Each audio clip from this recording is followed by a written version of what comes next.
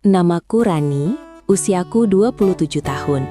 Sudah 5 tahun aku menikah dengan Ardi, lelaki yang dulu begitu kupercayai akan menjadi tempatku pulang dan bersandar.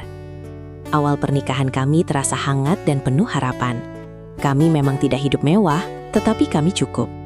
Aku bekerja dari rumah menerima jahitan kecil-kecilan, sementara Ardi bekerja di sebuah perusahaan ekspedisi di kota. Setiap sore aku menunggunya pulang dengan perasaan rindu. Dan setiap malam kami berbincang tentang rencana masa depan, tentang rumah kecil yang ingin kami beli, tentang anak yang ingin kami timang. Namun waktu perlahan mengubah segalanya. Setelah orang tua Ardi meninggal, kami pindah ke rumah peninggalan mereka. Rumah itu cukup besar dan dihuni juga oleh kakak Ardi, yaitu Damar. Awalnya aku merasa canggung tinggal satu atap dengan iparku sendiri. Bagaimanapun juga, aku harus menjaga sikap dan batas. Tapi keadaan memaksa kami untuk hidup bersama karena belum mampu membeli rumah sendiri. Sejak saat itu, kehidupan rumah tanggaku mulai berubah. Ardi semakin sering pulang larut malam. Ia berdalih pekerjaan sedang banyak dan tanggung jawabnya bertambah. Aku mencoba memahami, tetapi sikapnya menjadi mudah marah dan dingin. Hal-hal kecil sering memicu pertengkaran. Jika aku bertanya kenapa ia jarang pulang, ia menuduhku tidak percaya padanya. Jika aku diam, ia mengatakan aku tidak peduli. Di tengah situasi itu, Damar justru bersikap berbeda. Ia sosok yang tenang dan tidak banyak bicara. Setiap pagi ia berangkat bekerja lebih awal dan pulang sebelum maghrib. Jika melihatku membawa belanjaan berat, ia langsung membantu tanpa banyak kata. Jika Ardi dan aku bertengkar, ia memilih masuk kamar dan tidak ikut campur. Tapi tatapannya sering menyiratkan rasa iba saat melihatku menangis sendirian di dapur.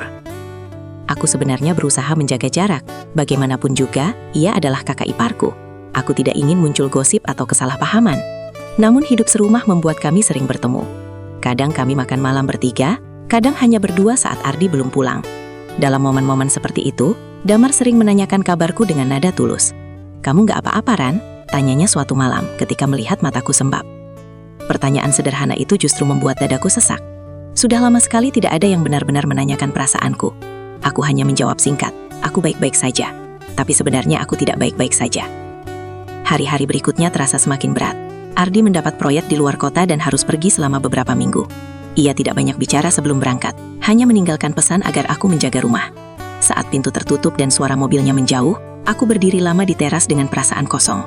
Rumah itu terasa lebih sunyi dari biasanya. Malam pertama tanpa Ardi terasa ganjil. Aku sulit tidur. Angin berhembus pelan dari jendela kamar, membawa suara ranting pohon yang bergesekan. Aku merasa sendirian, meskipun di rumah itu ada Damar. Entah kenapa, kesepian terasa lebih pekat saat suamiku sendiri tidak ada di sampingku. Keesokan harinya, aku menjalani rutinitas seperti biasa. Menyapu, memasak, mencuci, menerima pesanan jahitan. Damar pulang sore itu dengan membawa buah tangan berupa roti hangat. "Tadi lewat toko, sekalian beli," katanya singkat. Aku mengucapkan terima kasih, dan untuk pertama kalinya sejak lama, aku merasa ada yang memperhatikanku. Aku tahu perhatian kecil seperti itu seharusnya tidak berarti apa-apa, tapi dalam keadaan hatiku yang rapuh, hal sederhana bisa terasa begitu besar. Aku mulai menyadari bahwa aku terlalu sering merasa sendirian dalam pernikahanku sendiri. Dan tanpa kusadari, kehadiran Damar yang selalu ada di rumah itu, perlahan mengisi ruang kosong yang seharusnya menjadi milik Ardi. Aku belum tahu saat itu, bahwa perasaan kesepian yang tidak segera kusadari, dan tidak segera kuatasi, akan menjadi awal dari kesalahan besar dalam hidupku. Semua masih tampak biasa di permukaan. Aku masih seorang istri yang menunggu suaminya pulang. Aku masih seorang menantu yang tinggal di rumah keluarga suami. Tidak ada yang terlihat berbeda. Tapi di dalam hatiku, sesuatu mulai berubah. Sebuah celah kecil yang awalnya hanya rasa sepi, perlahan menjadi pintu yang membuka kemungkinan-kemungkinan yang seharusnya tidak pernah ada. Dan aku berdiri tepat di depan pintu itu, tanpa menyadari bahwa sekali melangkah, hidupku tidak akan pernah sama lagi. Hari-hari tanpa Ardi berjalan lamban.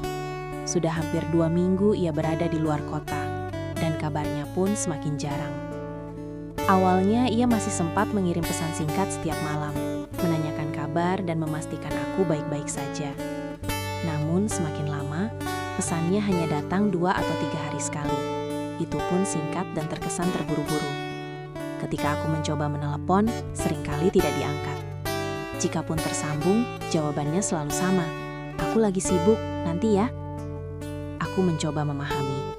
Aku selalu mencoba memahami. Rumah itu terasa terlalu besar untuk dihuni hanya oleh 2 orang yang jarang berbicara. Damar tetap dengan sikapnya yang pendiam. Tetapi kini ia lebih sering berada di rumah, karena pekerjaannya sedang tidak terlalu padat. Sore hari, kami sering bertemu di dapur atau ruang makan. Awalnya hanya saling menyapa seperlunya. Namun karena hanya kami berdua yang ada di rumah, percakapan kecil mulai sering terjadi. Suatu sore, hujan turun deras sekali. Angin bertiup kencang, membuat pintu dan jendela bergetar. Listrik tiba-tiba padam, membuat rumah gelap gulita. Aku sedang berada di dapur dan sempat terkejut. Beberapa menit kemudian, Damar datang membawa lilin dan menyalakannya di meja ruang tamu. Cahaya kecil itu membuat suasana terasa hangat. Meski di luar, hujan masih mengguyur tanpa ampun. "Kamu takut gelap?" tanyanya pelan. Aku tersenyum tipis. "Enggak, cuma kaget aja." Kami duduk berhadapan di ruang tamu yang temaram. Hanya ada suara hujan dan sesekali petir menyambar. Dalam suasana seperti itu, entah kenapa hatiku terasa lebih terbuka. Damar memandangku sejenak, lalu berkata, "Kamu kelihatan capek akhir-akhir ini." Kalimat itu sederhana, tapi membuat dinding pertahananku runtuh. Aku tidak tahu kenapa, tapi air mataku tiba-tiba mengalir. Mungkin karena terlalu lama menahan semuanya sendirian. Mungkin karena akhirnya ada yang benar-benar melihat keadaanku. "Aku cuma merasa sendirian," ucapku lirih. Ardi makin lama makin jauh. Aku nggak tahu salahku apa. Damar terdiam. Ia tidak langsung menanggapi, seolah memilih kata-kata dengan hati-hati. "Kamu nggak salah," katanya akhirnya. "Kadang laki-laki terlalu sibuk dengan pikirannya sendiri, sampai lupa orang di rumah juga butuh diperhatikan." Aku menunduk. Mendengar seseorang membelaku, meski hanya dengan kalimat singkat, membuat dadaku terasa hangat sekaligus perih. Selama ini, setiap kali aku mengeluh pada Ardi, aku justru dianggap manja dan tidak pengertian. Tapi di hadapan Damar, aku merasa suaraku didengar. Malam itu kami berbincang cukup lama, tentang masa kecil mereka berdua, tentang bagaimana Damar merasa bertanggung jawab menjaga rumah setelah orang tua mereka meninggal, tentang tekanan yang mungkin dirasakan Ardi sebagai adik yang selalu ingin membuktikan diri. Dari cerita-cerita itu, aku mulai melihat sisi lain keluarga ini. Aku mulai memahami bahwa mungkin Ardi juga sedang memikul beban berat. Namun tetap saja, rasa sepi itu tidak hilang. Sejak malam hujan itu, hubungan kami berubah sedikit. Tidak ada yang mencolok, tetapi ada kenyamanan baru yang tumbuh di antara kami.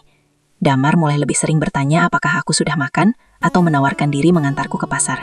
Ia tidak pernah bersikap berlebihan, tidak pernah menyentuhku atau berkata hal yang aneh. Tapi perhatian kecilnya terasa nyata. Aku tahu seharusnya aku menjaga jarak lebih tegas. Aku tahu posisiku sebagai istri adiknya. Tapi setiap kali ia menunjukkan kepedulian, hatiku yang rapuh terasa sedikit terobati. Aku mulai menunggu suara motornya pulang di sore hari, sesuatu yang tidak pernah kusadari sebelumnya. Suatu malam, aku menerima telepon dari Ardi. Suaranya terdengar lelah dan sedikit kesal. Ia mengatakan proyeknya bermasalah dan ia harus memperpanjang masa tinggalnya di luar kota. "Kamu jangan banyak pikiran, urus rumah aja yang benar," katanya sebelum menutup telepon. Kalimat itu terasa seperti jarak yang semakin lebar di antara kami. Setelah menutup telepon, aku duduk lama di ruang tamu. Damar yang baru pulang melihatku termenung. "Ada apa?" tanyanya. "Ardi nggak jadi pulang minggu ini," jawabku pelan. Ia mengangguk mengerti. "Kamu yang sabar ya." Aku tersenyum hambar. "Aku selalu sabar." Entah kenapa, jawaban itu membuatnya menatapku lebih lama. Tatapan yang sulit kuartikan. Bukan tatapan aneh, tapi tatapan yang penuh rasa prihatin dan mungkin perasaan lain yang belum berani kuakui. Malam semakin larut. Aku berdiri hendak kembali ke kamar. Tapi tiba-tiba listrik kembali menyala. Ruangan terang benderang. Dalam cahaya itu, aku melihat dengan jelas ekspresi Damar yang selama ini samar. Ada sesuatu di matanya. Sesuatu yang membuat jantungku berdetak lebih cepat. Aku segera memalingkan wajah dan masuk ke kamar. Aku menutup pintu dan bersandar di baliknya. Nafasku terasa tidak teratur. Untuk pertama kalinya, aku menyadari bahwa kedekatan ini mulai melewati batas yang seharusnya kujaga. Aku berusaha meyakinkan diri bahwa semua ini hanya karena kesepian, bahwa tidak ada apa-apa selain rasa simpati. Tapi jauh di dalam hati, aku tahu, jika aku tidak berhati-hati, aku bisa terjatuh pada perasaan yang seharusnya tidak pernah tumbuh. Dan saat itu, tanpa kusadari, aku sudah berdiri terlalu dekat dengan garis yang memisahkan benar dan salah. Sejak malam itu, aku mulai menjaga jarak. Setidaknya, aku mencoba. Aku lebih sering mengurung diri di kamar setelah menyelesaikan pekerjaan rumah. Jika Damar pulang, aku hanya menyapa seperlunya, lalu kembali sibuk dengan jahitanku. Aku meyakinkan diri bahwa semua yang kurasakan hanyalah emosi sesaat karena kesepian. Namun kenyataannya tidak semudah itu. Ardi semakin jarang memberi kabar. Bahkan ketika aku mengirim pesan lebih dulu, balasannya singkat dan datar. Tidak ada lagi kata rindu. Tidak ada lagi perhatian kecil yang dulu pernah ia tunjukkan. Aku merasa seperti seorang istri yang hanya ada dalam status, bukan dalam hati. Suatu sore, aku sedang mengangkat galon air sendirian karena persediaan sudah habis. Galon itu terasa berat dan hampir saja terlepas dari tanganku. Tiba-tiba Damar datang dan segera mengambil alih. "Kamu nggak usah angkat-angkat begini, panggil aku aja," katanya dengan nada sedikit kesal, tapi penuh perhatian. "Aku bisa sendiri," jawabku pelan. "Tapi kamu nggak harus selalu sendiri." Kalimat itu membuatku terdiam. Ada nada ketulusan yang sulit kuabaikan. Ia meletakkan galon dengan hati-hati, lalu menatapku. Untuk beberapa detik, suasana terasa hening. Jantungku berdetak lebih cepat tanpa alasan yang jelas. Aku segera masuk ke dapur, mencoba mengalihkan pikiran. Tapi pikiranku justru semakin kacau. Aku mulai menyadari bahwa bukan hanya aku yang merasakan perubahan ini. Ada ketegangan halus yang tumbuh di antara kami. Sesuatu yang tak terucap tapi terasa nyata. Malam itu aku tidak bisa tidur. Aku memikirkan pernikahanku, memikirkan Ardi, memikirkan Damar. Aku merasa bersalah bahkan hanya karena membiarkan perasaan ini tumbuh. Aku adalah istri Ardi. Itu kenyataan yang tidak bisa kuabaikan. Keesokan harinya, hujan turun lagi. Kali ini lebih deras dari sebelumnya. Atap rumah berisik oleh suara air yang jatuh tanpa henti. Aku sedang berdiri di dekat jendela ruang tamu ketika petir menyambar cukup dekat, membuatku terkejut. Tanpa sadar, aku mundur beberapa langkah dan hampir tersandung karpet. Damar yang berada di dekatku refleks memegang lenganku untuk menahan. Sentuhan itu singkat, tapi membuat tubuhku seakan membeku. Kami saling menatap. Waktu terasa melambat. Tangannya masih menggenggam lenganku dan aku bisa merasakan hangatnya. Ada perasaan aneh yang menjalar di dadaku, campuran antara takut, nyaman, dan sesuatu yang tidak bisa kujelaskan. "Maaf," ucapnya pelan sambil segera melepaskan tangannya. Aku menggeleng cepat. "Gak apa-apa." Namun setelah itu, kami sama-sama terdiam. Hujan di luar semakin deras, seakan menenggelamkan suara hati yang sedang bergejolak. Hari-hari berikutnya menjadi semakin sulit. Aku berusaha keras menghindari situasi berdua dengannya, tetapi rumah itu tidak memberi banyak ruang untuk benar-benar menjauh. Jika aku memasak, ia duduk di ruang makan. Jika aku menyapu halaman, ia membantu tanpa diminta. Semua terlihat wajar di permukaan, tetapi di dalam hati, aku tahu batas itu semakin tipis. Suatu malam, aku menerima kabar dari Ardi yang membuatku terpukul. Ia mengatakan harus memperpanjang pekerjaannya lagi, mungkin sampai 1 bulan ke depan. Nada bicaranya terdengar dingin, seolah tidak ada beban meninggalkanku selama itu. Setelah telepon terputus, aku tidak bisa menahan tangis. Aku duduk di lantai kamar, merasa begitu sendirian. Tidak lama kemudian terdengar ketukan pelan di pintu. "Rani, kamu gak apa-apa?" Suara Damar terdengar khawatir. Aku tidak menjawab, tapi mungkin ia mendengar isak tangisku. Beberapa detik kemudian pintu terbuka sedikit. Ia berdiri di ambang pintu, ragu-ragu. Melihatku menangis, wajahnya berubah. Ia masuk perlahan dan duduk tidak jauh dariku. "Dia belum jadi pulang lagi?" tanyanya pelan. Aku mengangguk tanpa berani menatapnya. "Aku capek, Mas," ucapku lirih tanpa sadar memanggilnya dengan panggilan hormat yang jarang kugunakan. Aku merasa sendirian terus. Ia terdiam cukup lama, lalu berkata dengan suara rendah, "Kamu pantas dapat perhatian lebih dari ini." Kalimat itu seperti menyentuh luka yang paling dalam. Aku menoleh dan untuk pertama kalinya melihat emosi yang jelas di wajahnya. Bukan hanya simpati, tapi sesuatu yang lebih dalam. Tanpa kusadari, jarak di antara kami semakin dekat. Ia mengangkat tangannya seolah ingin menghapus air mataku, tetapi berhenti di tengah jalan. Mungkin ia juga sedang berperang dengan dirinya sendiri. Namun malam itu, pertahanan kami sama-sama rapuh. Aku tidak tahu siapa yang lebih dulu melangkah. Yang kuingat hanyalah perasaan hangat ketika ia memelukku untuk menenangkan. Awalnya hanya pelukan penghiburan, tapi perasaan yang selama ini terpendam meledak begitu saja. Dalam keadaan emosi yang campur aduk, kesepian yang menumpuk, dan batas yang sudah lama retak, Kami terjatuh dalam kesalahan yang seharusnya tidak pernah terjadi. Semua terjadi begitu cepat dan sekaligus terasa lambat. Setelahnya, kesadaran menghantamku seperti petir yang menyambar. Aku menjauh dengan napas tersenggal, menatapnya dengan mata penuh ketakutan. Apa yang sudah kita lakukan? Bisikku gemetar. Damar terlihat sama tak kejutnya. Ia mengusap wajahnya dengan tangan, seolah tidak percaya pada kenyataan barusan. Maaf, aku nggak seharusnya, katanya terputus-putus. Aku bangkit berdiri, merasa dunia berputar. Rasa hangat yang tadi ada berubah menjadi rasa bersalah yang menyesatkan. Aku berlari masuk ke kamar dan mengunci pintu. Di balik pintu itu, aku menangis sejadi-jadinya. Malam itu menjadi garis yang tak bisa lagi kuhapus dari hidupku. Sebuah kesalahan yang lahir dari kesepian dan kelemahan. Aku tahu, setelah ini, tidak ada lagi yang akan benar-benar sama. Pagi setelah kejadian itu terasa seperti mimpi buruk yang tidak benar-benar selesai ketika aku membuka mata. Aku terbangun dengan kepala berat dan dada sesak. Untuk beberapa detik aku berharap semua yang terjadi semalam hanyalah bunga tidur. Tapi ketika aku mengingat setiap detilnya, perutku terasa mual. Aku bangun lebih awal dari biasanya. Rumah masih sunyi. Aku mendengar pintu kamar Damar masih tertutup rapat. Aku bersyukur karena tidak harus langsung bertemu dengannya. Aku masuk ke kamar mandi dan menatap bayanganku di cermin. Wajahku pucat, mataku sembab. Aku hampir tidak mengenali diriku sendiri. Apa yang sudah kamu lakukan, Rani? Bisikku pelan. Hari itu berjalan sangat lambat. Aku melakukan semua pekerjaan rumah seperti robot. Menyapu, mencuci, memasak, semuanya terasa hampa. Setiap sudut rumah mengingatkanku pada kejadian semalam. Aku merasa bersalah, jijik pada diri sendiri, dan ketakutan sekaligus. Menjelang siang, Damar keluar dari kamarnya. Langkahnya pelan. Kami akhirnya bertemu di dapur.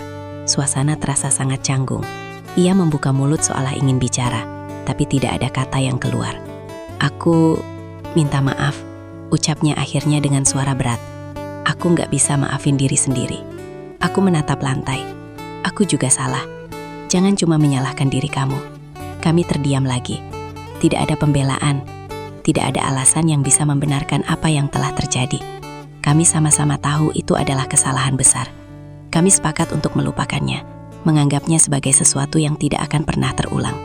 Ini nggak boleh terjadi lagi. Kataku tegas meski suaraku gemetar. Iya, nggak akan. Jawabnya cepat. Sejak hari itu, kami benar-benar menjaga jarak. Ia lebih sering pulang malam atau menghabiskan waktu di luar rumah.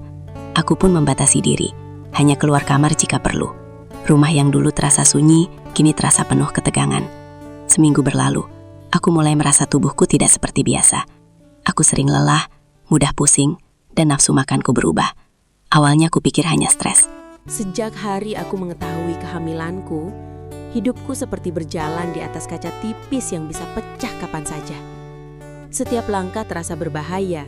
Setiap kata harus kupikirkan berkali-kali. Aku dan Damar sama-sama diliputi ketakutan yang tidak pernah kami bayangkan sebelumnya.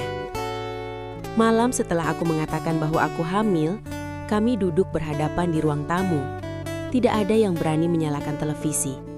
Rumah terasa sunyi dan mencekam. Kita harus gimana? Tanyaku dengan suara pelan, hampir berbisik. Damar menatap kosong ke lantai. Aku nggak tahu. Aku benar-benar nggak tahu. Tangannya gemetar saat menyentuh dahinya. Kalau Ardi tahu, dia pasti hancur. Nama itu membuat dadaku semakin sesak. Ardi, suamiku, lelaki yang masih percaya bahwa aku adalah istri yang setia menunggunya di rumah. Aku merasa seperti penjahat dalam hidupnya sendiri. Aku nggak bisa bohong selamanya, kataku lirih. Cepat atau lambat, semuanya akan kelihatan. Damar terdiam cukup lama, lalu berkata pelan. Kalau waktunya memungkinkan, mungkin Ardi nggak akan curiga. Aku mengerti maksudnya. Jika jarak waktu antara kepulangan Ardi dan kehamilanku tidak terlalu jauh, mungkin semuanya bisa dianggap wajar. Tapi hati kecilku berteriak bahwa itu tetap kebohongan. Kebohongan besar yang akan terus menghantuiku. Hari-hari berikutnya terasa semakin berat. Mual di pagi hari membuatku sulit menyembunyikan keadaan. Aku harus berpura-pura sakit biasa jika Damar melihatku lemas. Kami berdua sepakat untuk bersikap normal. Tidak ada lagi percakapan panjang, tidak ada lagi tatapan yang terlalu lama. Semua dibuat seolah tidak pernah terjadi apa-apa. Namun perasaan bersalah tidak bisa diatur semudah itu. Suatu siang, Ardi menelpon. Suaranya terdengar lebih ceria dari biasanya. "Proyeknya hampir selesai, mungkin minggu depan aku pulang," katanya. Jantungku berdegup kencang. "Iya," jawabku singkat, berusaha terdengar biasa. "Kamu sehat?" tanyanya. Aku menelan ludah. "Sehat." Kata itu terasa seperti kebohongan pertama dari banyak kebohongan yang akan datang. Setelah telepon berakhir, aku duduk lama di kursi dapur. Tanganku tanpa sadar memegang perutku yang masih rata. Di dalam sana ada kehidupan kecil yang akan mengubah segalanya. Aku tidak tahu apakah harus merasa bahagia atau takut. Sore harinya Damar pulang lebih awal. Ia membawa beberapa buah dan vitamin. "Buat kamu," katanya pelan. "Biar kamu gak terlalu lemas." Perhatiannya membuat mataku berkaca-kaca. "Kita gak bisa terus kayak gini," kataku tiba-tiba. "Maksud kamu gimana?" tanyanya hati-hati. "Kita hidup dalam ketakutan. Setiap hari aku takut Ardi pulang, takut dia sadar, takut semuanya terbongkar." Damar menghela nafas panjang. Aku siap tanggung jawab kalau memang semuanya harus terbuka. Aku menatapnya lekat-lekat. "Kamu siap kehilangan adik kamu? Siap kehilangan keluarga kamu?" Pertanyaanku membuatnya terdiam. Jawabannya tidak mudah. Tidak ada jawaban yang tidak menyakitkan. Malam itu aku kembali tidak bisa tidur. Aku memikirkan kemungkinan-kemungkinan terburuk. Jika Ardi mengetahui kebenaran, mungkin ia akan menceraikanku. Mungkin ia akan membenci kakaknya sendiri. Rumah ini bisa berubah menjadi medan perang. Hubungan darah bisa putus karena kesalahanku. Aku juga memikirkan anak ini, anak yang tidak bersalah. Ia tidak memilih untuk lahir dalam situasi seperti ini. Ia tidak tahu tentang kesalahan orang tuanya. Ia hanya ingin hidup. Keesokan harinya aku memutuskan pergi ke bidan untuk memastikan kehamilanku. Aku pergi sendirian tanpa memberitahu siapapun. Hasilnya jelas, aku memang hamil beberapa minggu.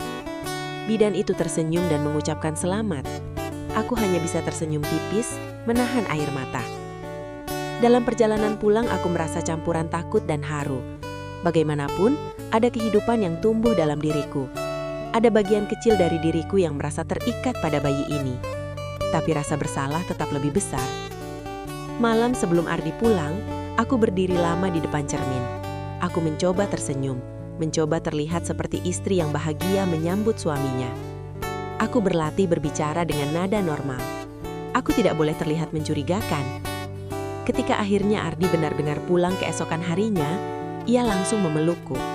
Pelukannya hangat, akrab, dan penuh kerinduan. "Aku kangen," katanya. Air mataku hampir jatuh, tapi kutahan. "Aku juga," jawabku pelan. Saat ia tersenyum padaku, hatiku terasa seperti diremas. Ia tidak tahu apapun.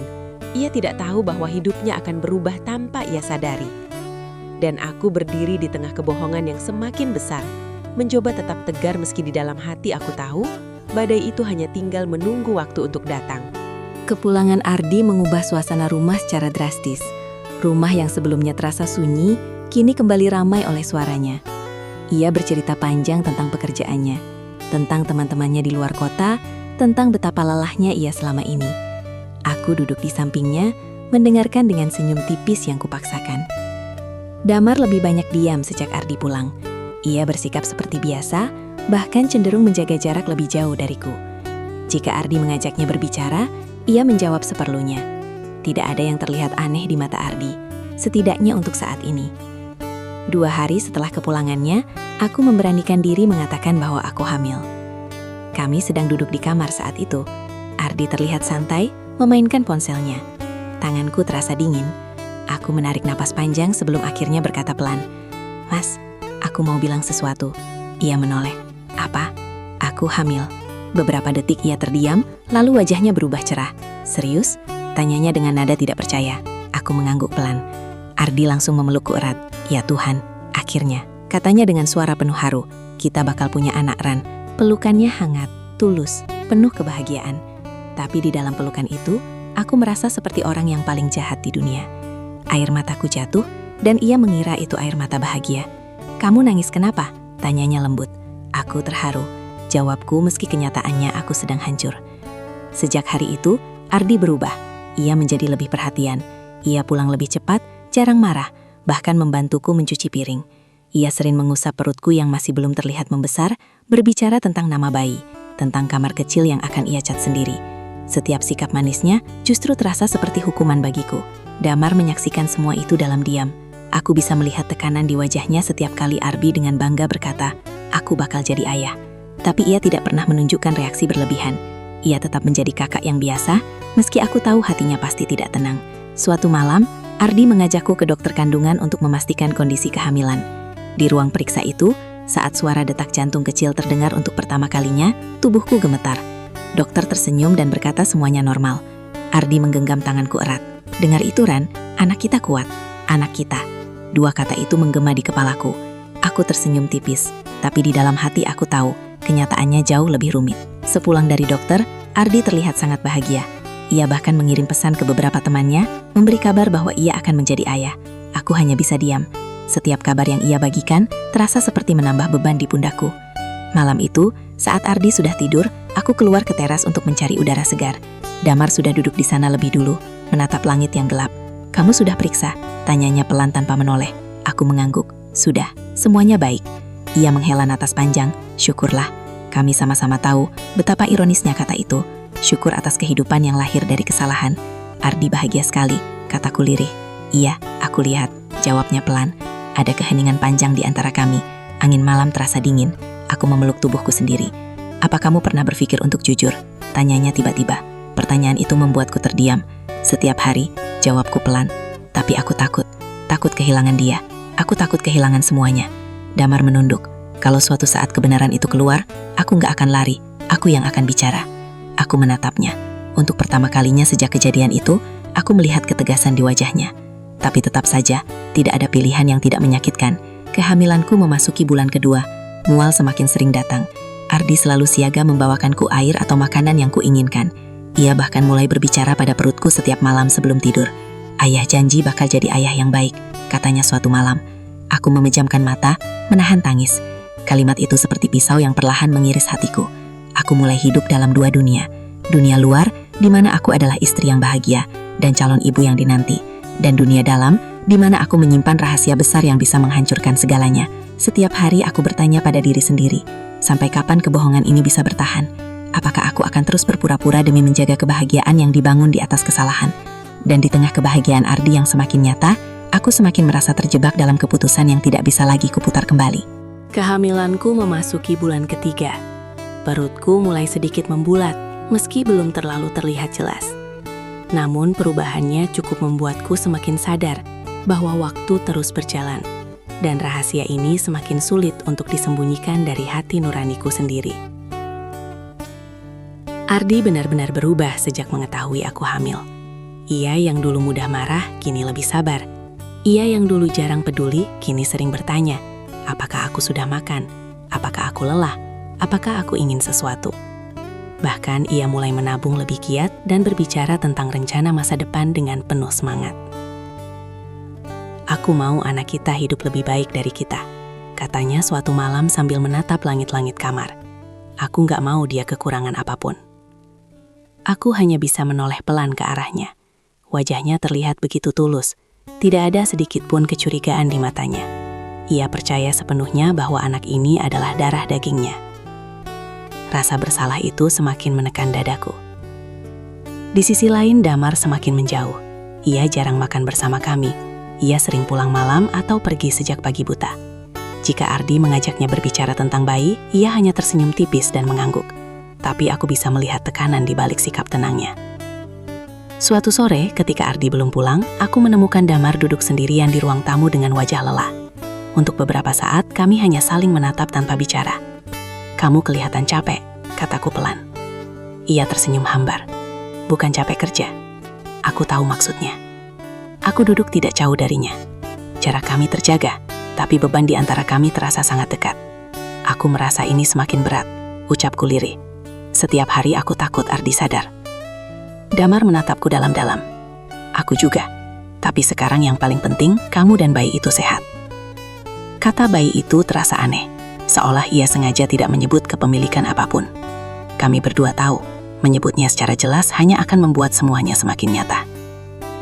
Beberapa hari kemudian, Ardi mengajakku membeli perlengkapan bayi pertama kami. Ia terlihat sangat antusias memilih baju kecil berwarna netral. Tangannya memegang kain-kain lembut dengan hati-hati. Lucu ya kalau dipakai anak kita nanti, katanya sambil tersenyum lebar. Aku berdiri di sampingnya, mencoba tersenyum. Di dalam hatiku ada rasa hangat melihat kebahagiaannya. Tapi bersamaan dengan itu, ada rasa takut yang semakin membesar. Di rumah, Ardi mulai merapikan kamar kecil di samping kamar kami. Ia mengecat ulang dindingnya dengan warna cerah. Damar membantu tanpa banyak bicara. Pemandangan itu terasa menyakitkan bagiku. Dua saudara bekerja bersama mempersiapkan kelahiran seorang bayi yang menyimpan rahasia di antara mereka.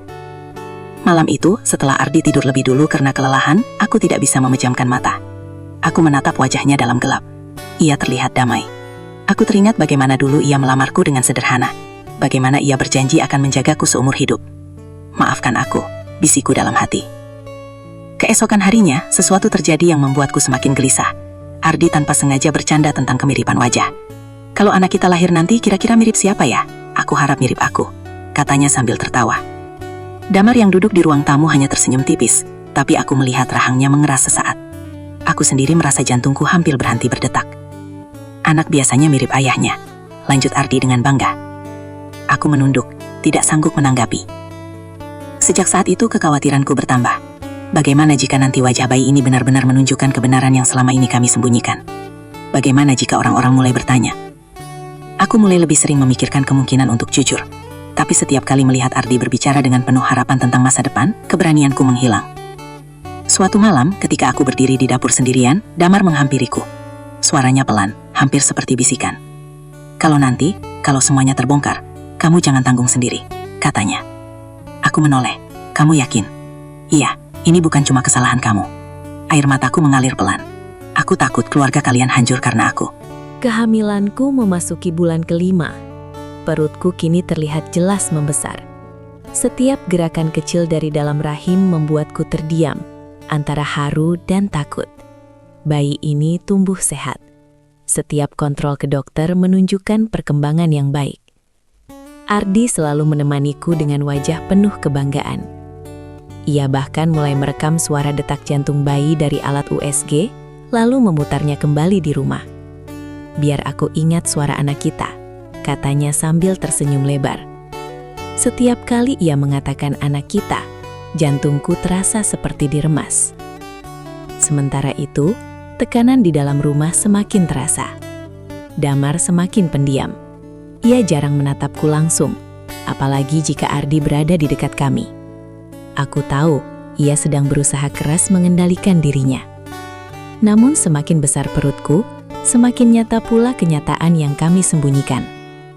Suatu malam, Ardi mengundang beberapa kerabat dekat untuk makan bersama sebagai bentuk syukuran kecil atas kehamilanku.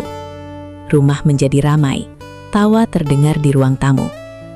Beberapa tante menepuk pundakku dan berkata, "Akhirnya kamu isi juga ya, Ardi pasti bangga sekali." Aku tersenyum kaku. Seorang sepuku Ardi bahkan bercanda, "Nanti jangan sampai mirip pamannya ya, kasihan Ardi." Semua tertawa, termasuk Ardi. Tapi aku melihat Damar yang berdiri di sudut ruangan, wajahnya menegang walau ia berusaha ikut tersenyum. Kalimat itu seperti petir di siang bolong. Bercanda, tapi terasa begitu tajam. Malam itu setelah semua tamu pulang, aku merasa sesak. Aku keluar ke teras untuk mencari udara. Perutku terasa berat, bukan hanya secara fisik, tapi juga batin. Tak lama kemudian, Damar menyusul. Ia berdiri beberapa langkah dariku. "Kamu gak apa-apa?" tanyanya pelan.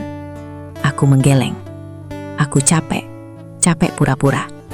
Ia terdiam. Aku takut setiap orang mulai bercanda soal kemiripan. Takut setiap tatapan orang berubah jadi curiga. Lanjutku dengan suara gemetar. "Aku gak sanggup kalau semuanya meledak nanti." Damar menatapku lama, lalu berkata dengan suara berat, "Kalau kamu mau jujur, aku siap." Aku menoleh cepat. Sekarang, aku nggak tahu kapan waktu yang tepat.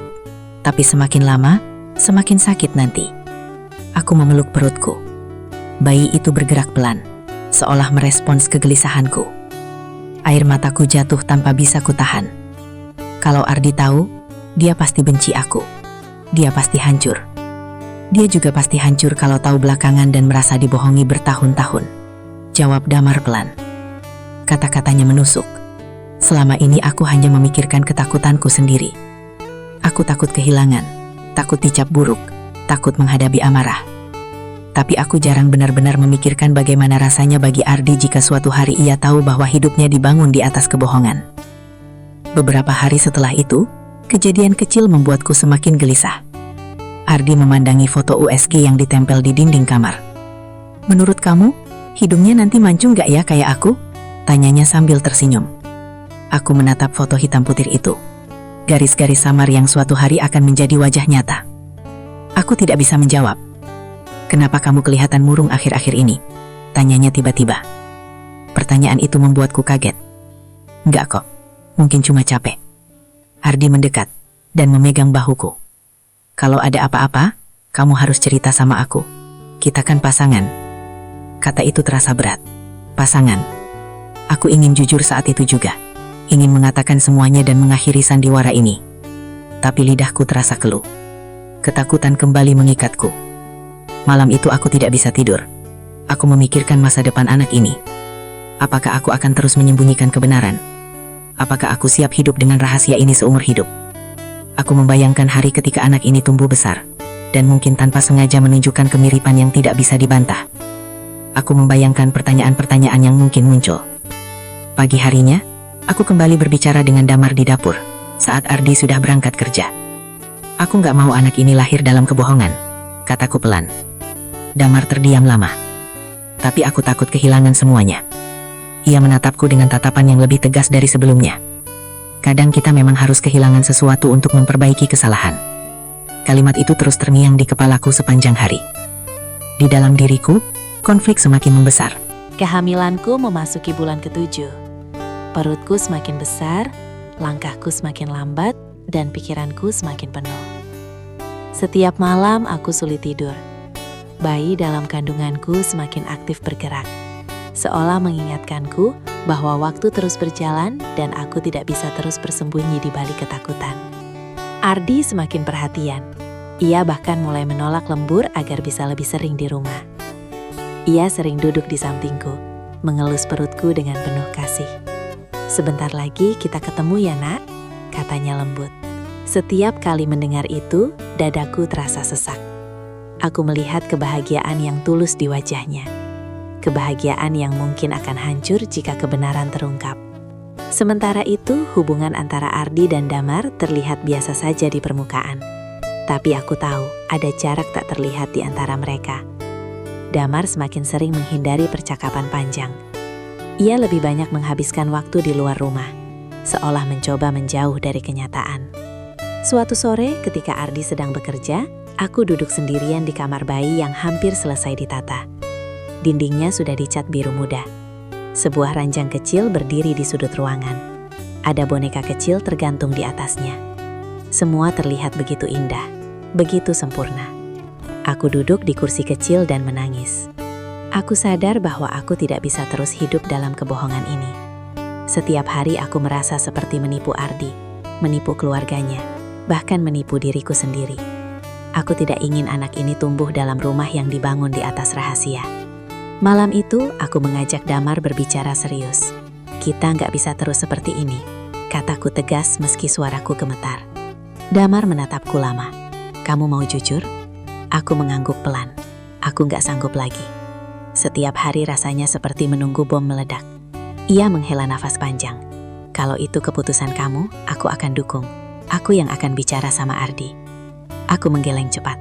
"Bukan cuma kamu, aku juga harus bertanggung jawab." Kami sama-sama tahu bahwa percakapan itu akan mengubah segalanya. Namun takdir seolah tidak membeliku waktu untuk mempersiapkan diri sepenuhnya. Beberapa hari kemudian, sesuatu terjadi yang membuat keadaan semakin genting. Ardi tanpa sengaja menemukan pesan lama di ponsel Damar ketika ia meminjamnya untuk menelepon. Pesan itu singkat, hanya berbunyi, "Kita harus hati-hati, jangan sampai Ardi tahu." Pesan itu sebenarnya sudah lama, dikirim di masa awal kehamilanku saat kami panik, tapi cukup untuk menimbulkan kecurigaan. Malam itu, Ardi memanggilku dengan wajah tegang. "Pesan apa ini?" tanyanya sambil menunjukkan layar ponsel. Darahku terasa berhenti mengalir. Aku menatap layar itu. Dunia terasa berputar. Kata-kata yang selama ini kusembunyikan tiba-tiba berdiri di depan mata. "Rani, jawab aku." Suaranya mulai meninggi. Aku membuka mulut, tapi tidak ada suara yang keluar. Ruangan itu terasa sesak ketika kata-kata jujur mulai keluar dari mulutku. Tanganku gemetar, air mataku tidak berhenti mengalir. Ardi berdiri di depanku dengan wajah tegang, sementara Damar berdiri beberapa langkah di belakangku. Aku sudah mengkhianati kamu, ucapku lirih, hampir tak terdengar. Ardi terdiam. "Apa maksud kamu?" Suaranya mulai bergetar. Aku menutup mata sejenak, mengumpulkan sisa keberanian yang kumiliki. "Waktu kamu di luar kota, aku dan Mas Damar, kami melakukan kesalahan." Kalimat itu seperti menghantam dinding rumah. Hening, sunyi, tapi terasa memekakkan telinga.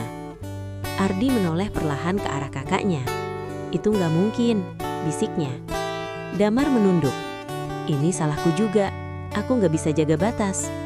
Ardi tertawa kecil, tapi bukan tawa bahagia, tawa yang penuh luka.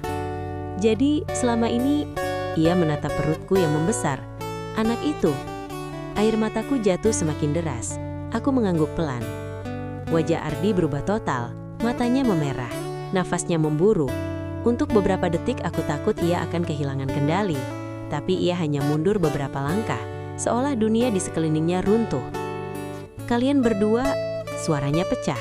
"Kalian saudara dan istriku, orang yang paling aku percaya." Tidak ada pembelaan yang cukup untuk menjawab itu. "Aku nggak pernah berniat," ucap Damar, tapi Ardi langsung memotong. "Diam," bentaknya. Aku belum pernah melihat Ardi semarah itu, bukan hanya marah, tapi hancur. Ia berjalan mondar-mandir di ruang tamu, mengacak rambutnya sendiri. "Kenapa, Ran? Apa aku kurang? Apa aku nggak cukup buat kamu?" Pertanyaan itu seperti pisau yang menusuk jantungku. "Bukan karena kamu kurang," jawabku dengan suara tersendat. "Aku lemah, aku kesepian, tapi itu bukan alasan yang benar, aku salah." Air mata Ardi akhirnya jatuh. Itu pertama kalinya aku melihatnya menangis sejak kami menikah. Dan tangisan itu bukan tangisan kecil, itu tangisan seorang lelaki yang merasa dikhianati dua orang terdekatnya. "Aku bangga bilang ke semua orang aku mau jadi ayah," katanya pelan. Aku cerita ke teman-teman, aku cat kamar bayi itu sendiri. Aku menangis semakin keras. Tidak ada lagi yang bisa kukatakan untuk memperbaiki semuanya. Damar maju selangkah. "Aku siap tanggung jawab." Ardi menatapnya tajam. "Tanggung jawab? Kamu mau ambil semuanya? Mau ambil rumah ini juga? Mau ambil hidupku?" Tidak ada jawaban. Malam itu menjadi malam terpanjang dalam hidupku. Tidak ada yang tidur, tidak ada yang berbicara lagi setelah semuanya terungkap. Ardi akhirnya keluar rumah tanpa mengatakan apa-apa. Aku tidak tahu kemana ia pergi. Aku terduduk di lantai, memeluk perutku yang terasa menegang karena stres. Bayi ini bergerak pelan, seolah merasakan kegelisahanku. "Maafkan ibu," bisikku pada kehidupan kecil di dalam rahimku. Beberapa hari berikutnya terasa seperti mimpi buruk yang berjalan lambat. Ardi tidak pulang selama 2 hari. Ketika akhirnya ia kembali, wajahnya tampak lelah dan kosong. "Aku nggak bisa lanjut seperti ini. Aku butuh waktu. Dan mungkin kita harus berpisah." Kata itu menghantamku lebih keras dari apapun. Aku mengangguk pelan. Aku tidak punya hak untuk menahannya. Proses itu berjalan dengan sunyi. Tidak ada teriakan lagi. Tidak ada drama besar. Hanya luka yang terlalu dalam untuk disembuhkan dengan cepat. Aku memilih meninggalkan rumah itu sebelum bayi lahir. Damar ingin ikut bertanggung jawab, tapi aku memutuskan untuk tidak lagi bergantung pada siapapun. Aku yang harus menghadapi ini. Kesalahan ini milikku juga. Beberapa minggu kemudian aku melahirkan seorang bayi laki-laki.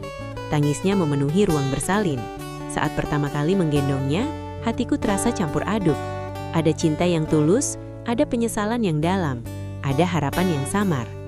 Anak ini tidak bersalah. Aku tahu hidupku tidak akan mudah setelah ini. Aku harus membangun semuanya dari awal, menghadapi pandangan orang, menghadapi bisikan-bisikan, menghadapi kenyataan bahwa satu keputusan dalam kelemahan telah mengubah seluruh jalan hidupku. Namun di tengah semua itu aku belajar satu hal penting. Kesepian bukan alasan untuk mengkhianati. Luka bukan pembenaran untuk melukai orang lain. Setiap pilihan memiliki konsekuensi dan aku harus berani menanggungnya. Aku tidak tahu bagaimana masa depanku nanti, tapi ketika aku melihat wajah kecil yang tertidur di pelukanku, aku berjanji pada diriku sendiri, aku akan menjadi ibu yang kuat meski aku pernah menjadi istri yang gagal. Dan dari kehancuran itu, aku mulai belajar untuk berdiri kembali sedikit demi sedikit.